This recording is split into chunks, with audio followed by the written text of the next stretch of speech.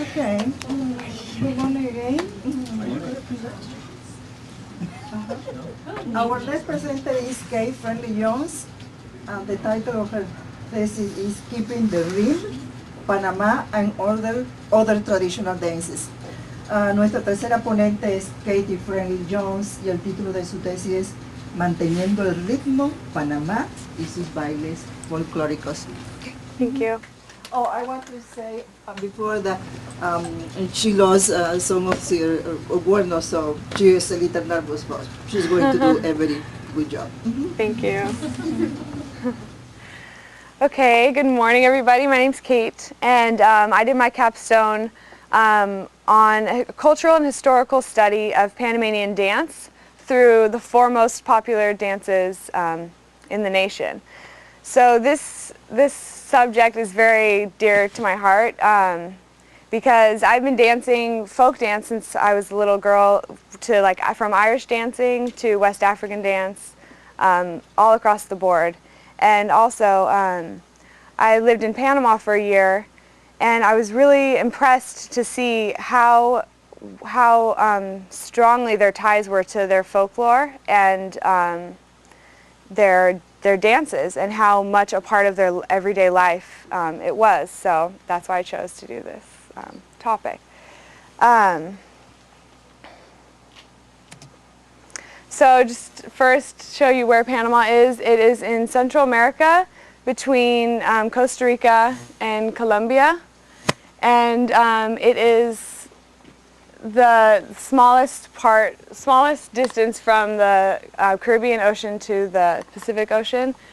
So it's Panama has been used for its geography through the Canal of Panama and during the conquest.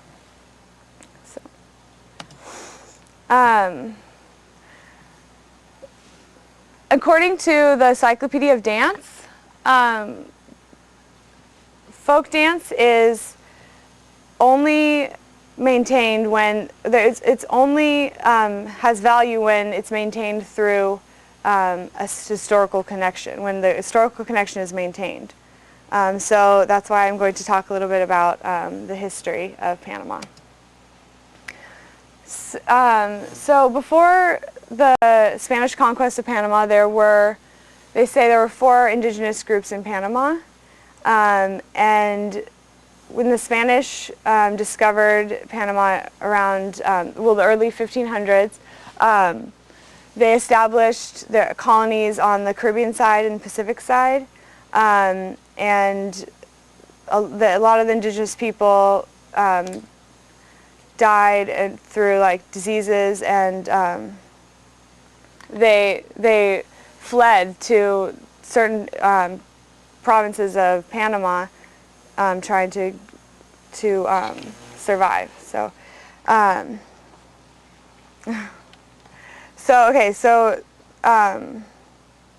Panama was discovered, and they used Panama. The Spanish used Panama as a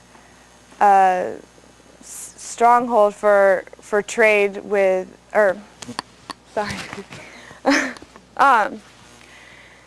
when from Panama, they explored the rest of Latin America. They looking for gold and silver, and they found that in Peru and in Mexico, and so then instead of further colonizing Panama, it became a route for trade, which had effects on the culture of today. So, the influential cultural groups in Panama are the indigenous people, the blacks, descendants from Africa, and the criollos, which are of mixed Spanish and Indian blood.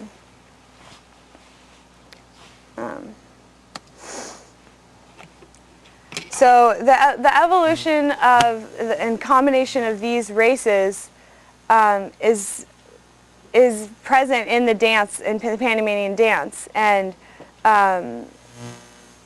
it has a really interesting balance between, you know, the Criollo or Spanish characteristics and African and indigenous characteristics.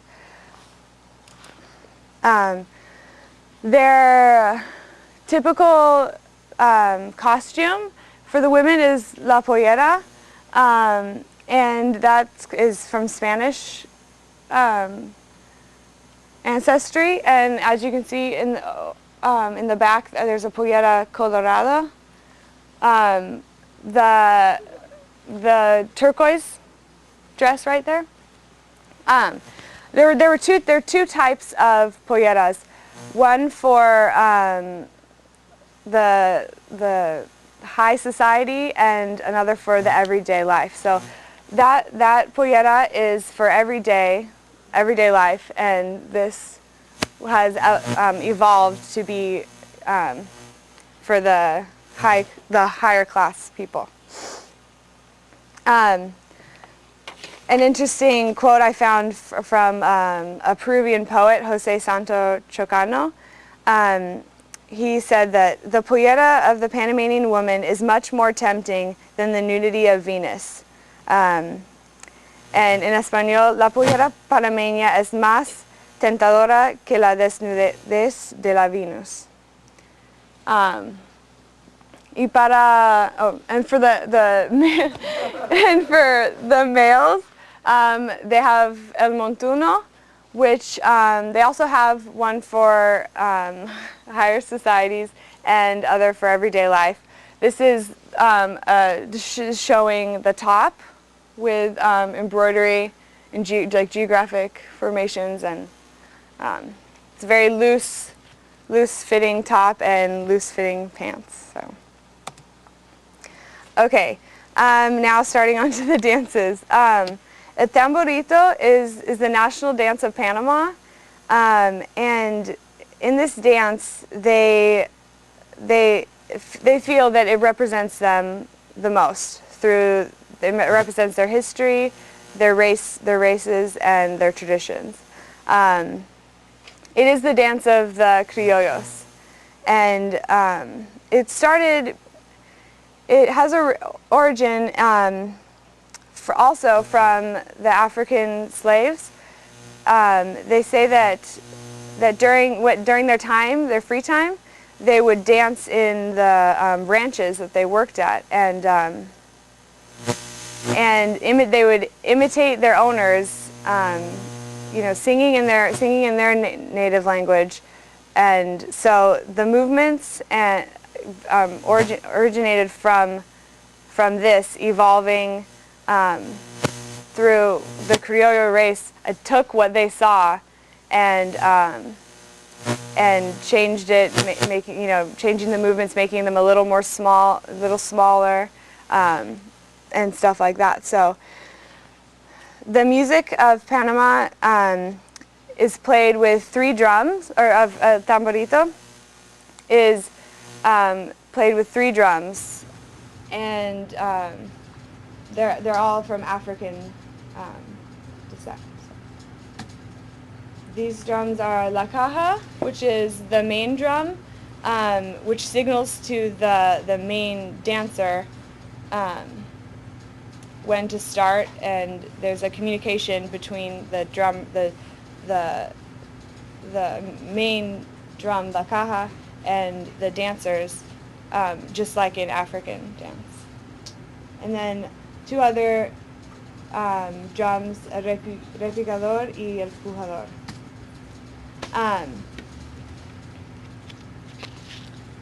So I'm now going to talk about la cumbia, which is another dance that is the origin of la cumbia is debatable, and some say, the Colombians say that they claim its origin, and the Panamanians claim its origin as well. What I found in research is that what you can say is that it's from origin, it's African origin, and Panama has its cumbias, and Colombia has its own cumbias, and they have similarities, but it's still debatable where it comes from. From Cuba. I'm looking at Professor Gomez because he's Colombian. So La Cumbia is a dance of the people. It's happy and festive. And through evolution, there are two. They evolved two types of cumbias in Panama. One, the people dancing in the streets, and the other, a more sophisticated and elegant one for the higher class people. So, okay, the next dance is La Mejorana, which is comes from the interior provinces of Panama, and there. In this dance also you can see a clear separation between the farmers and the higher societies. In Los Santos province, it was more sophisticated, a bigger city, and they would they would have parties, and the main guests would dance this dance for everybody. But while in the rural areas, they during community festivals, they dance in the street. People are inventing music and things like that. So also another thing I wanted to say about, because my slides are all messed up, about La Mejorana is that it's three things in Panama. It's an instrument, an indigenous guitar, 5-string guitar. It's really small. It's the dance, and it's also music. And today, throughout Panama, through their festivals, their patron saints festivals, every community has a week of festivities where they still, put on their typical dress and dance their dances. So. Okay, I wanted to show you a video that I put together. Oops. This video is a compilation of photos that I taken and video from Panama on the TV, and also some photos from the internet. So, and the music is from Panama, from a school in Panama. Is the volume? Wait, can we start it over? Yeah. Okay. Yes. What's that? Would you please a little louder? We're working on it. Yeah. Okay.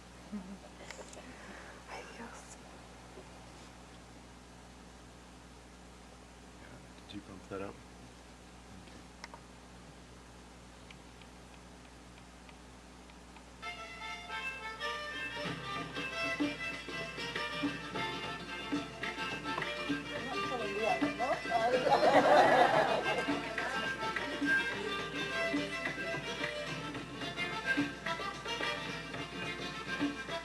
They're the drums. La cumbia panameña.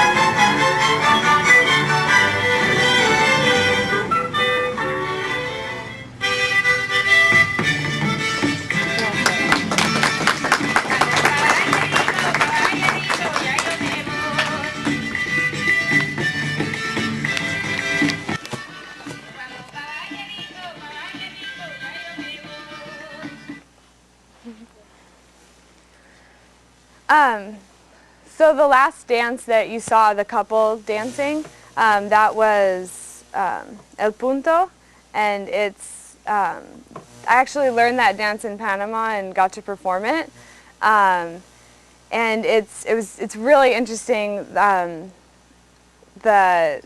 How you can see the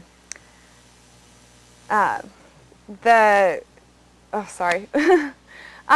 The El Punto is like a dance of love, and so the movements, like the dancers are dancing the same steps, which is different in other Panamanian dances.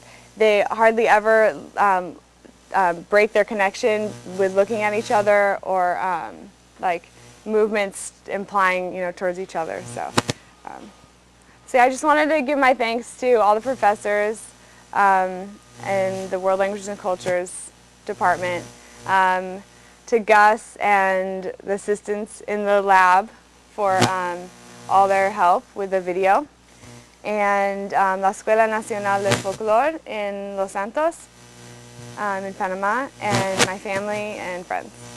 Thank you.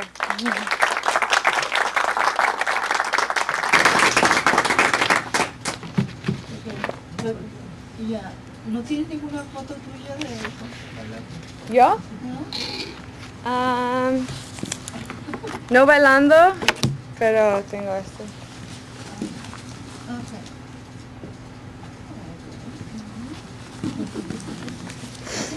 May I ask you a question? Yes. I know that in some folkloric dances in Chile and other places, the dancers represent animals like a cock and a hen. Oh, yeah. Is this the case of that last dance you showed? Because last it looked dance? like Yeah. he was and in that Chilean dance, called a cueca, he pursues her around. Yeah. And it's a very beautiful and colorful and humorous dance. Yeah. Do you have There that is- same phenomenon in Yeah, in El Tamborito, which was the first dance that I talked about, it said that it comes from the African dances that were the pursuit or the romance of the ostriches. And so they are imitating ostriches. The woman comes out trying to attract the male ostrich, and then he jumps and does like a couple jumps, and then what she does is she pretends like she's hitting him in the head with her skirt, like that. So yeah, that's pretty feminist stuff? Yes, Magdalena. You told us about the tamborito and then the cumbia and then the La La Mejorana.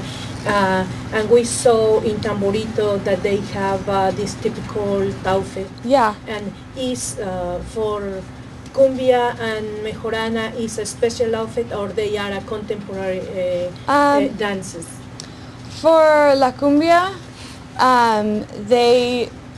they have more colorful dresses. And it also depends on the region in Panama, because in the Darien province, the province of Darien, which is by Colombia, there's more African descent people, and so their costumes are more colorful, shorter. But as far as the other dances, they all use the La Pollera.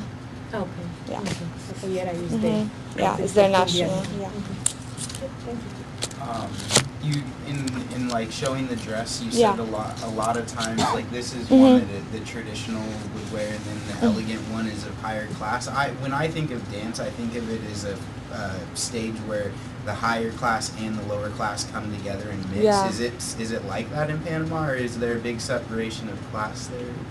Not anymore, not to this day, or not now. But I think that there was, as like the dance was evolving, because the Spanish, their descendants, the criollos, they took characteristics of the African and indigenous music and dance and combined it with their more sophisticated, you could say. and so through that it evolved, and because the Spanish and the Criollos stayed in the cities more, it evolved more through like the farming regions, the bigger cities. So, but today everybody dances. Yeah, there's not a separation, except for in La Pollera they all adorn themselves with jewelry and stuff. So the more jewelry that you have, the more gold chains and stuff that you have, the more wealthy you are. So. Thank you very much.